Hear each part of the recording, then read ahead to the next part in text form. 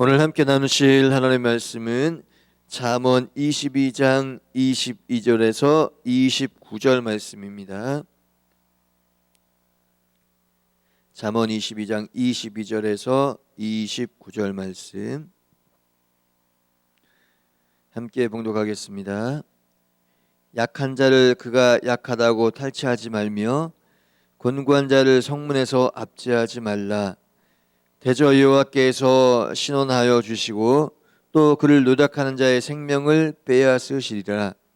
너를 굽는 자와 사귀지 말며 울분한 자와 동행하지 말지니 그의 행위를 본받아 내 영혼을 올무에 빠뜨릴까 두려움이니라. 너는 사람과 더불어 손을 잡지 말며 남의 빚에 보증을 서지 말라. 만일 갚을 것이 내게 없으면 내 누운 침상도 빼앗길 것이라. 내가 어찌 그리하겠느냐. 내 선조가 세운 옛 지계석을 옮기지 말지니라. 내가 자기의 일에 능숙한 사람을 보았느냐. 이러한 사람은 왕 앞에 설 것이요 천한 자 앞에 서지 아니하리라. 아멘. 목사님 나오셔서 말씀 선포하실 때 큰 은혜의 시간 되시기 바라겠습니다.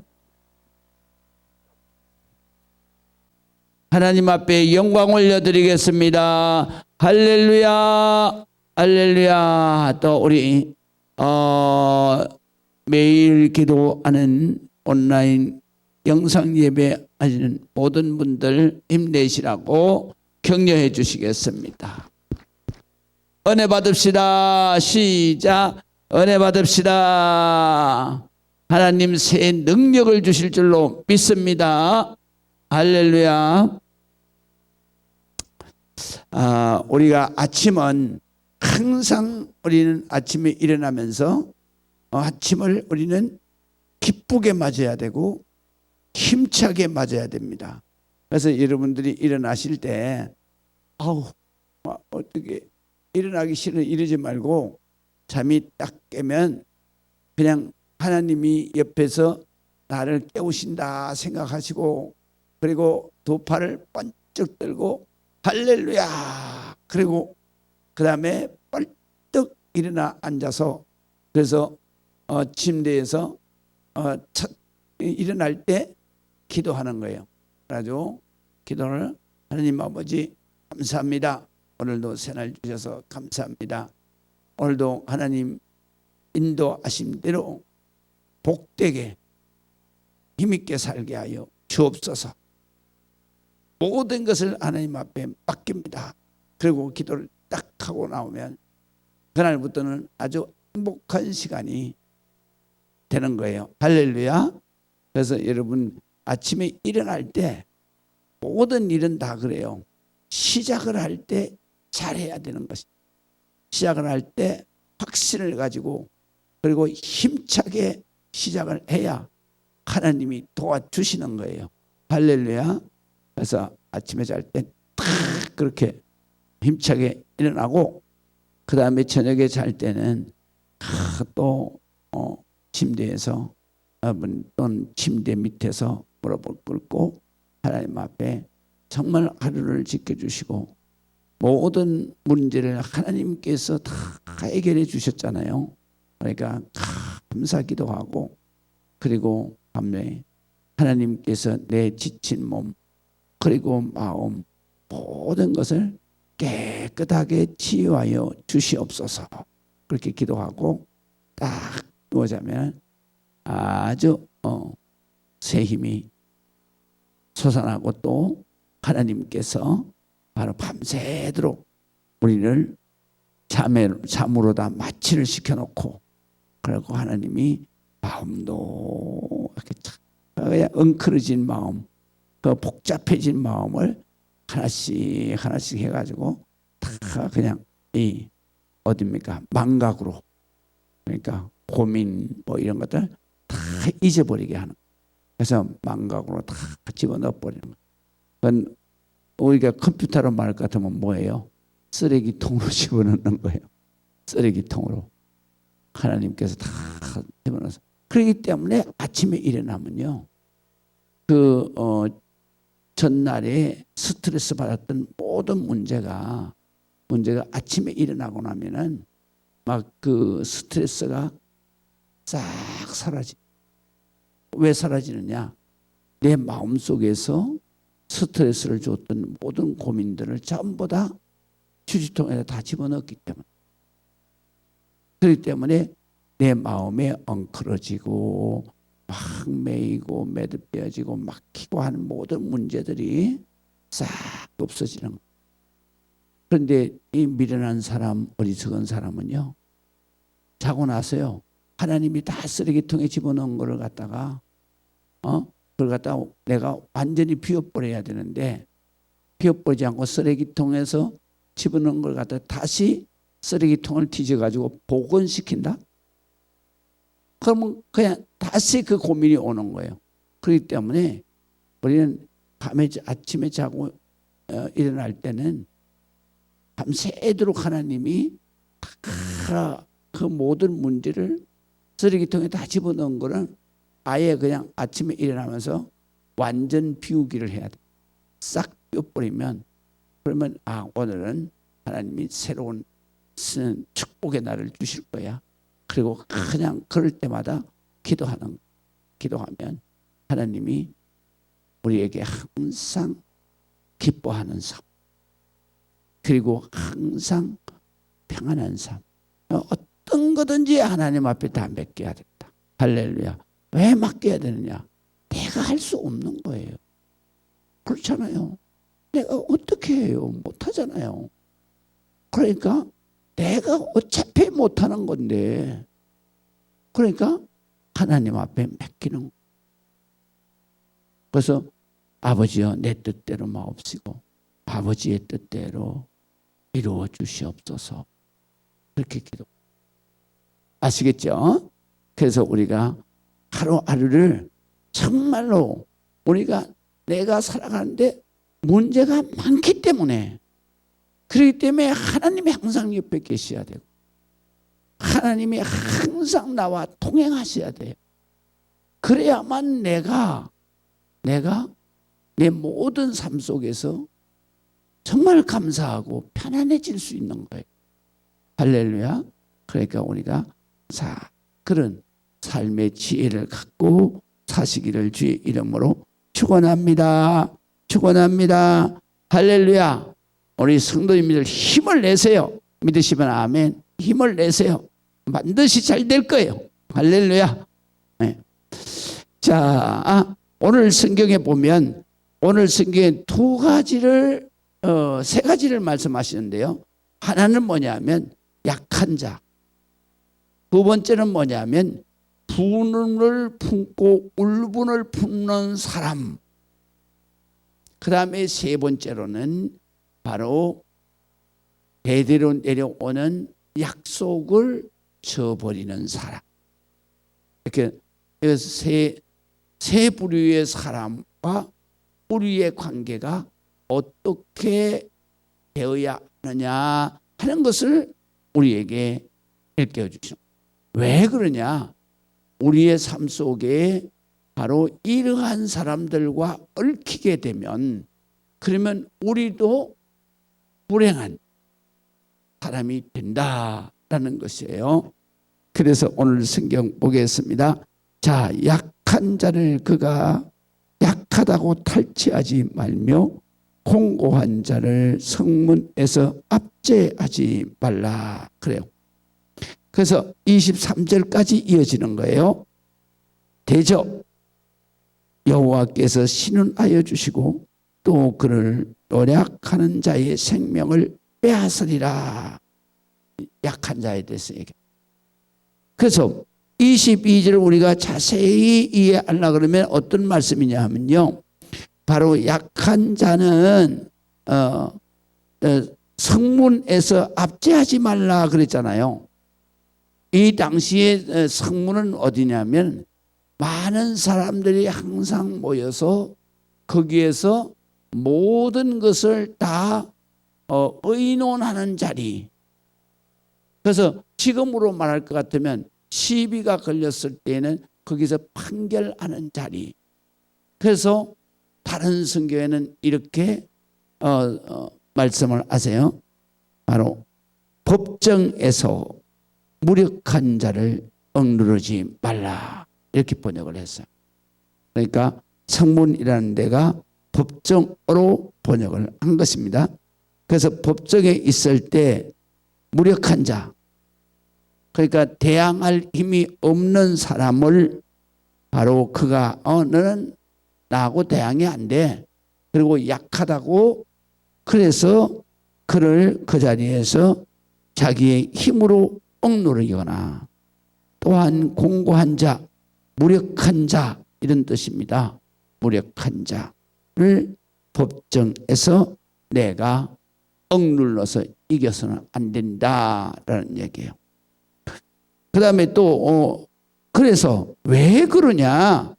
그러면 대저 왜 그러냐?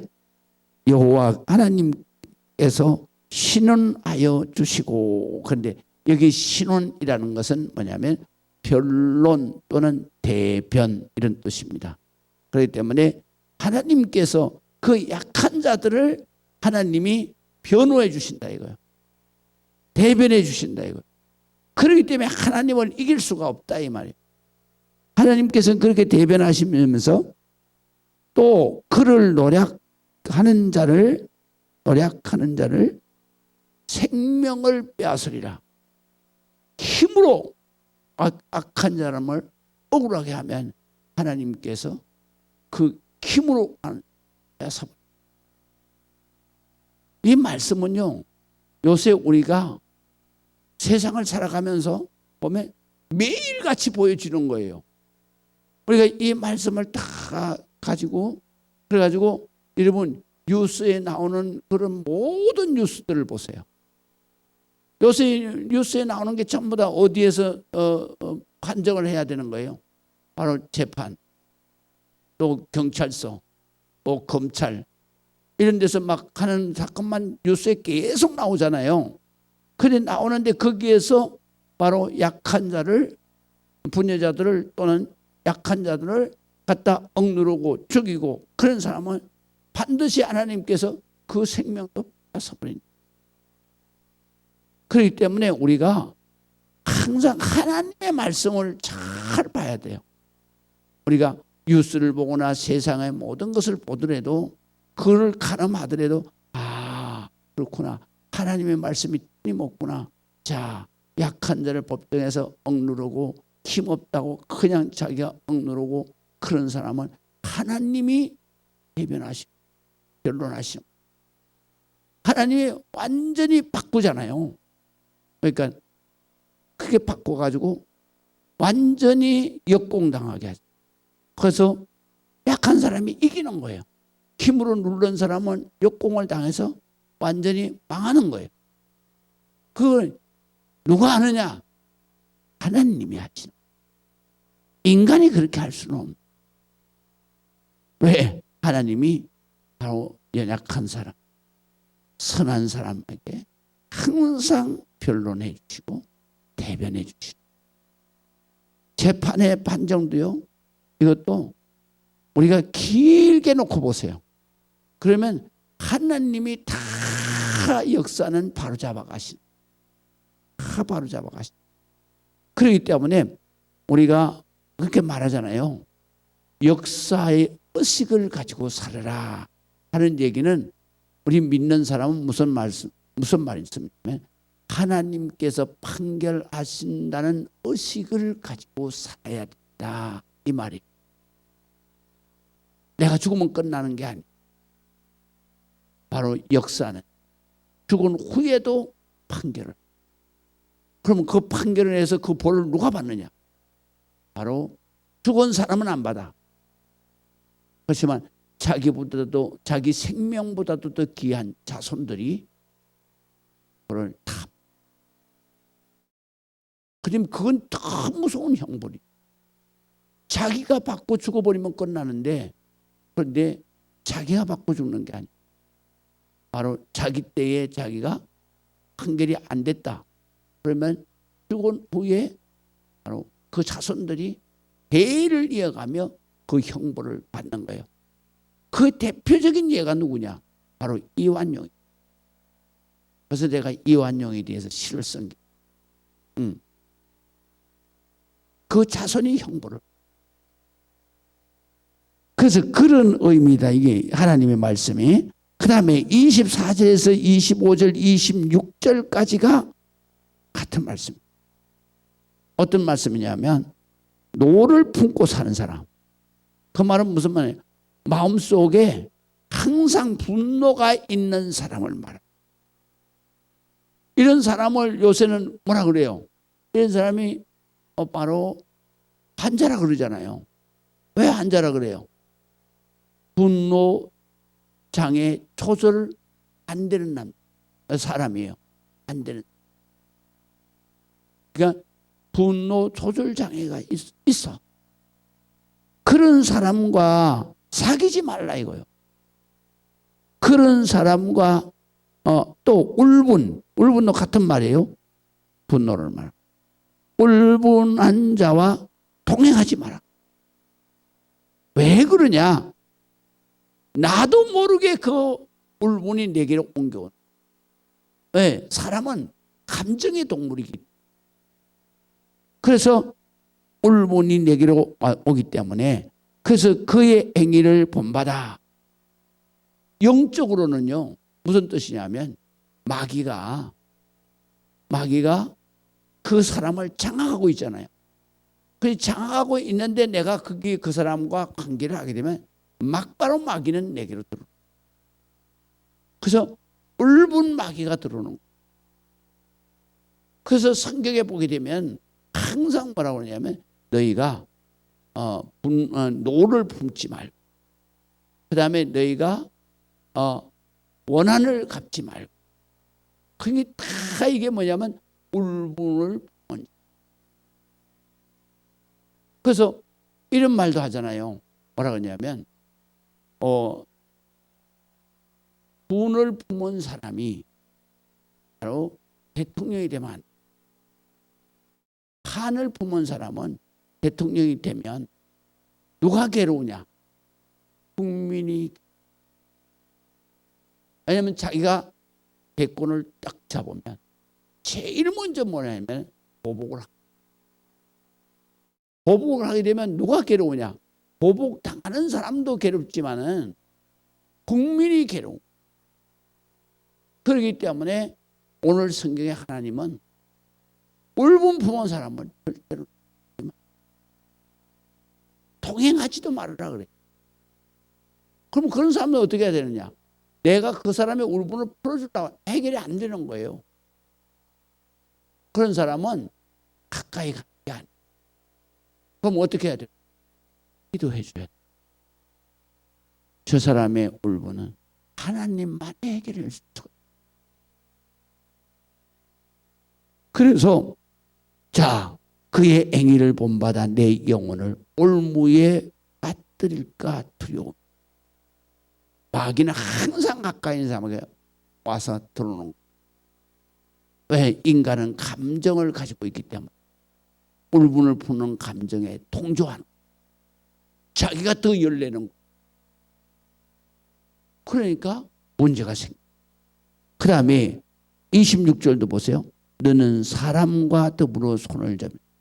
그 사람이라는 것은 뭐야? 그 사람이에요. 그 사람. 울분을 품은 사람과 손을 잡지 마라. 그리고 그 남의 빚, 그 사람은 반드시 빚이 있다. 왜? 울분을 품은 사람이 그 사람이 잘 살겠어요? 못 살죠. 그러니까 그 사람을 자꾸 동정하는 거예요.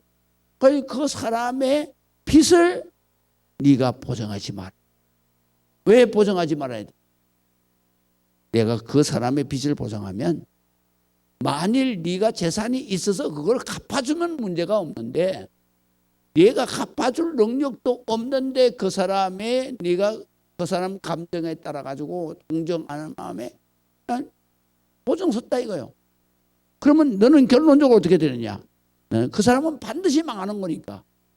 울분에 막 펄펄 뛰는 사람을 하나님은 그 사람의 축복하는 사람이 아니에요. 마귀에게 사로잡혀서 펄펄 뛰는 거기 때문에 그 사람은 망하는 거예요. 자기가 회개하고 깨닫고 하나님 앞에 돌아오면 사는 것이지만 그러나 울분에서 펄펄 뛰는 사람은 하나님 앞에 돌아오지 못해. 왜? 마귀가 다 잡고 칼을 품고 있고. 그러면 그 사람은 반드시 망한다 이거예요. 그런데 네가 갚을 능력도 없는데 그 사람을 바로 보증을 서버리면 그러면 너 누운 침상도 빼앗길 것이다. 반드시 너도 망한다 이거야. 그렇기 때문에 내가 어찌 그리하겠느냐. 네가 미래를 봐라. 그 사람과 동행해가지고 그 사람을 갖다 네가 도와준다 그랬다 치자. 그 사람은 마귀에게 사로잡혀서 반드시 하나님 망하게 하시는. 지가 회개하고 돌아오면 문제가 달라요. 그렇게 회개하고 돌아오지 않고 그 사람은 반드시 망한. 그 사람은요. 그 사람은 어떻게 되면 자기가 회개하고 돌아오지 않으면 그 사람은 결국은 자기가 극단적 선택을 해버립니다. 마귀가 그렇게 끌고 가는 거예요. 그래서 제가 이렇게 보다 보니까 김창욱이라고 교수 있어요. 그분이 바로 어렸을 때부터 예수를 믿었는데 그랬는데 자기가 너무 삶의 어려움을 겪었을 때 자존감이 무너질 때 자기가 자꾸 바다가 좋아 보이더래요. 그래가지고 거기 가서 저 속에 들어가면 그냥 편안할 것 같아. 그래서 그쪽으로 막 가는데 하나님이 보여주신 어떤 여자가 치마를 입고 그리고 그 여자도 죽으려고 거기 들어가려고 그래가지고 자기 치마를 이렇게 쓰더라는 거죠. 그러니까 밑에 그 속치마를 입었는데 속치마가 보이는데 그걸 뒤집어 쓰는데 죽는 거로구나. 죽었는데 저 물에 들어가게 되면 차가워서 어떡하냐. 이런 생각을 딱 하는데 그것이 환상이.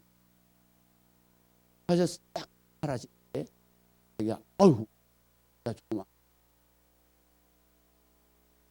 그때 하나님 앞에 마귀가 그렇게 끌고. 그렇기 때문에 우리가 이런 마귀에게 끌려다니지 않아. 우리는 제일 문제가 뭐냐? 울분을 가지고 분노를 품은 사람. 거기에 우리가 끌려. 자, 마지막으로 28절에서 29절. 28절 29절은 내 선조가 세운 옛 지계석을 옮기지 마라. 그러면 지계석에는 무슨 얘기냐면 바로 약속한 거예요. 땅 경계선을 표시한 거예요. 이거는 약속을 한 거예요.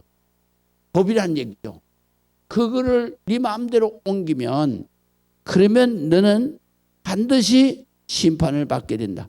왜? 왕 앞에 서게 될 것이다. 그래서 내가 자기의 일에 능숙한 사람을 보았느냐? 이러한 사람은 왕 앞에 설 것이다. 그러면 천하는 자 앞에 서지 아니하리라. 다시 말하면 바로 힘없는 자 앞에서 네 마음대로 하는 그런 일은 없을 것이다. 그러면 어디 가냐? 왕 앞에서 판단을 네가 받아서 네가 벌을 받는 그 왕 앞에 가서 판단을 받을 것이다. 그렇기 때문에 절대로 이 조상들이 세운 직에서 그건 약속이에요. 법을 어기지 말라라는 겁니다. 기도하시겠습니다. 아버지 하나님의 은혜를 감사합니다. 주님 영광 받으시고 하나님 크시는 존을 얻게 주시옵소서. 예수 그리스도의 이름으로 기도합니다. 아멘.